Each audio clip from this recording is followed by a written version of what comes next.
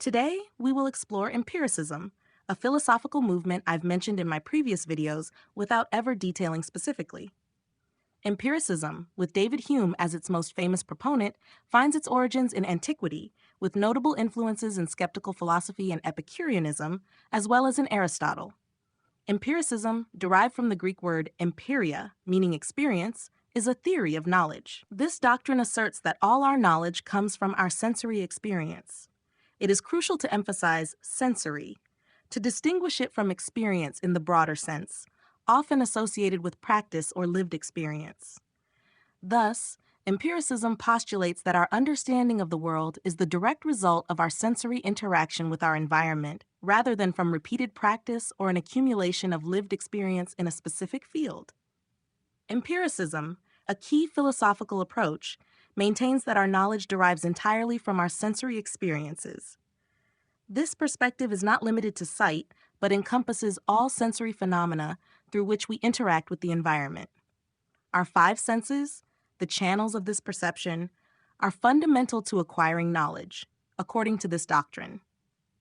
It might seem obvious that our knowledge stems from experience, as without sensory interaction with the world, acquiring knowledge would be unthinkable. Scientific knowledge, in particular, relies on sensible observations. However, the question of whether there exists knowledge that transcends our sensory experiences remains relevant. In the 18th century, empiricism was in contention with rationalism, a doctrine that, with Descartes as a leading figure, advocated for the existence of innate knowledge, independent of experience. Descartes argued that certain ideas are innate, present in us from birth, challenging the empirical thesis that all knowledge derives from sensory experience.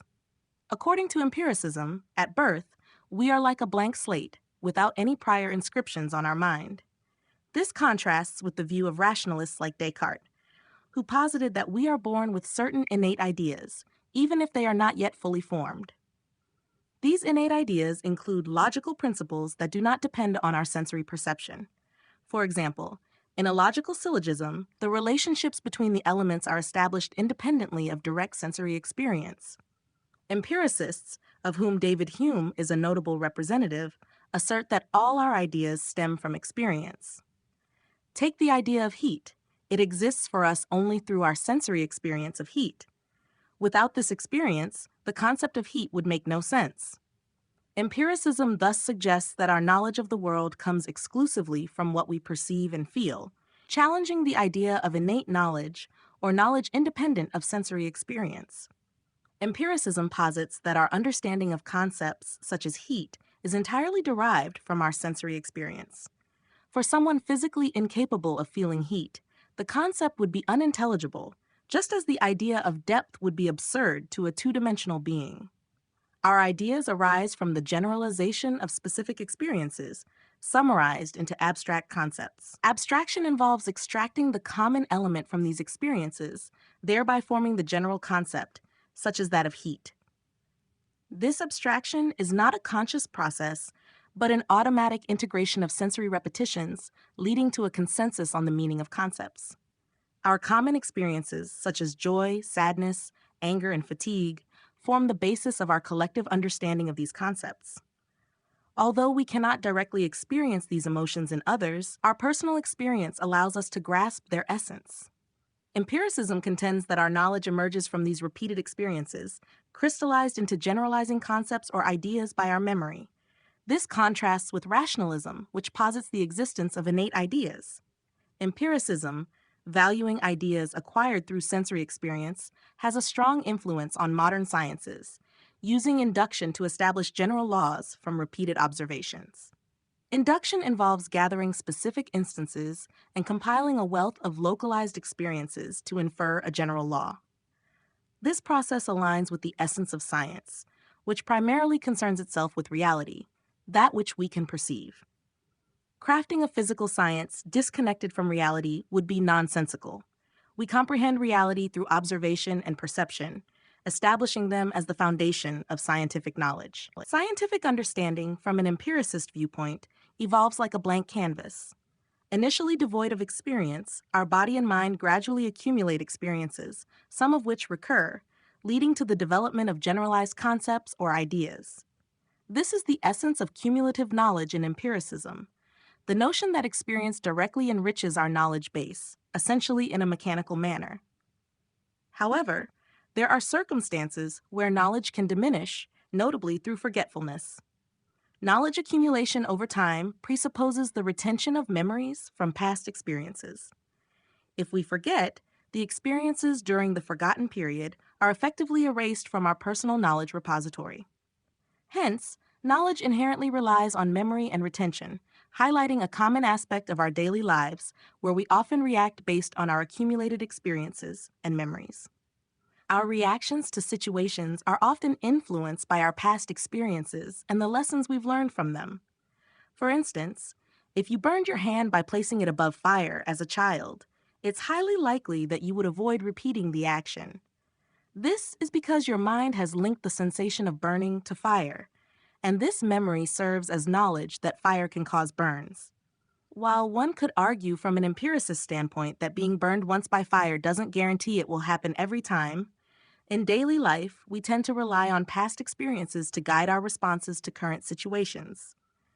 This reliance on experiential learning is natural and sensible. Ignoring past experiences is akin to perpetual infancy, behaving as though we never learn. Learning means deriving knowledge from our experiences. For example, if you've realized in the past that being overly kind led others to take advantage of you, you might have a moment of realization that prompts a change in behavior. Recognizing that people take advantage of your kindness less after altering your behavior demonstrates the use of past experience to modify your actions according to new circumstances. This process involves assessing the outcomes of your past behavior and adjusting it to meet new challenges. All our experiences are sources of learning, provided we align them with our knowledge. This alignment requires memorization, highlighting that our ability to learn and progress in our knowledge stems from our temporal nature and our memory faculty. A central concept of empiricism is the notion of habit, defined as an action regularly repeated. For example, the habit of making coffee each morning becomes so ingrained that one can perform this task almost automatically without needing to focus attention. This explains why most accidents happen in familiar places, as our level of attention decreases in these habitual environments, requiring no particular attentional effort. This is known as procedural memory, which allows us to perform tasks simultaneously, like starting the car, turning on the car radio, and talking with a passenger, without paying conscious attention. These actions, integrated into our body, no longer require our active attention. Thus, habit is a fundamental element of empiricism, showing how repeated experiences shape our behavior and understanding. Habit is also one of the primary sources of error because, to be precise, nothing guarantees that tomorrow's events will follow those of yesterday.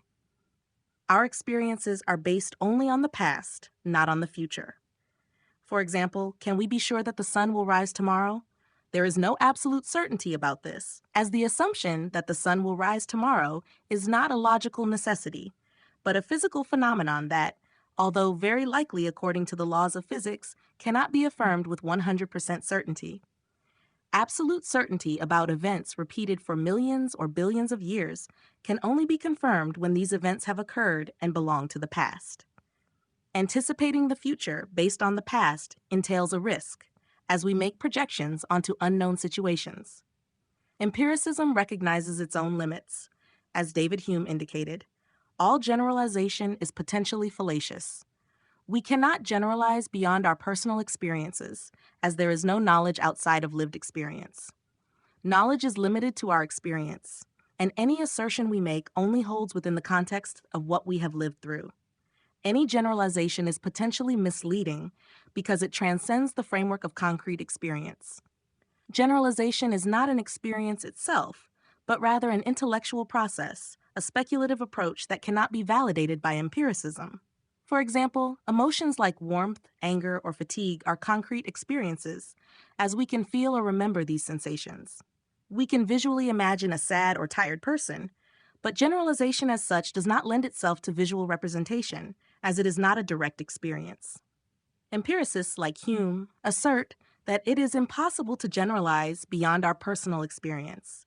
This can lead to surprising conclusions, such as the idea that all cars have four wheels, simply because that is what we have always seen.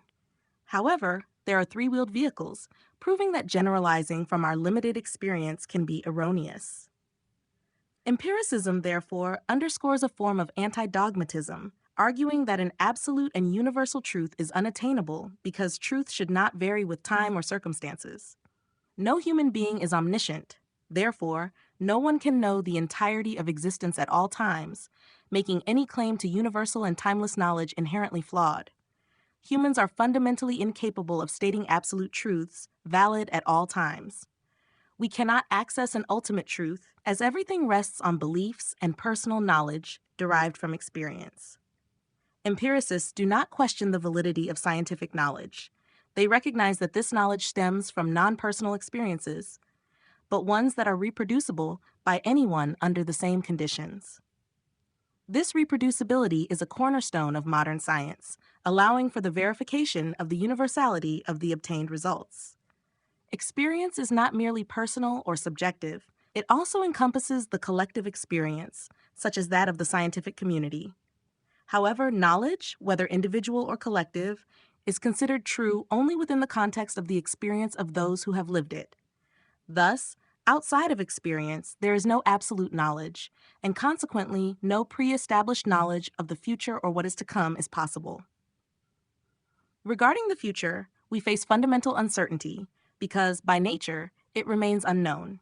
Empiricism embodies a form of epistemological humility, caution regarding our limits of knowledge. We cannot know or experience what has not yet occurred, making precise knowledge of the future impossible. However, it is important to note that the impossibility of asserting with certainty that the sun will rise tomorrow does not make the belief in its rising irrational or illegitimate. It is a logical assumption based on past experience, although it does not guarantee absolute truth. Having trust, for example, in a person, does not guarantee that they will never disappoint us, but represents a bet on their future behavior. Thus, our beliefs, though based on valid reasoning, remain beliefs. In the face of empiricism, a commonly advanced argument is our capacity for imagination, as in the example of mythological creatures such as the Minotaur, an entity with a man's body and a bull's head. Although we do not encounter such creatures in reality, our imagination can conceive them, which seems to defy empiricism by showing that our minds can create images that do not directly stem from our observable experience. The invention of creatures like the Minotaur or unicorn, which no one has ever encountered in reality, might seem to contradict empiricism, as they do not emanate from our direct experience. However, these mythological beings are composed of familiar elements. Everyone has seen a man and a bull, and can thus imagine their amalgamation. Empiricists explain that our imagination, including the fantastic creatures it generates, actually derives from our experience, as it combines and associates elements already known. Try to conceive of a being with characteristics never experienced before. You will find this difficult, if not impossible, because our capacity to imagine is limited to what we have experienced. This underlines that even novelty emerges from a known framework, integrating unknown elements into a familiar context. For example, discovering new music involves experiencing unheard sounds, but these sounds are perceived through the prism of our prior auditory experience. A totally novel musical experience, distinct from all previous musical experiences, is possible, but before experiencing it, it would have been impossible to imagine it accurately, lacking the elements necessary for its conceptualization. For an empiricist, imagination is the faculty of conceiving the new from the existing, of creating new experiences or objects by recombining known elements. Thus, from an empiricist viewpoint, imagination has its limits, restricted to the elements we know and can recombine. However, this remains impressive because the possible combinations of our current knowledge tend toward infinity. When adding the possibility of encountering new elements or experiences, this further extends the boundaries of our imagination.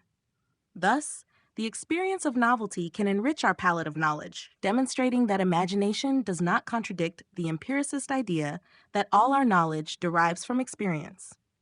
Imagination reveals the limited scope of our knowledge, which is constrained by our human condition. We are limited by time, space, and our intrinsic abilities. The idea of transcending these limits is a notion that empiricists do not claim to support. While empiricism may be criticized for its appearance of a lack of ambition, focusing on our limitations and our inability to grasp a universal truth, it reminds us that our creations are derived from our pre-existing experiences. However, this perspective does not preclude the possibility of discovering new experiences. Being capable of experiencing the unknown, humans have the ability to explore and uncover the countless unknown aspects of life. By regarding each moment as a new experience, we can see that our exploration of the world is constantly renewed. The world we experience is not fixed in the past, but evolves in the present and projects into the future, offering fertile ground for our future explorations. Thank you for your attention.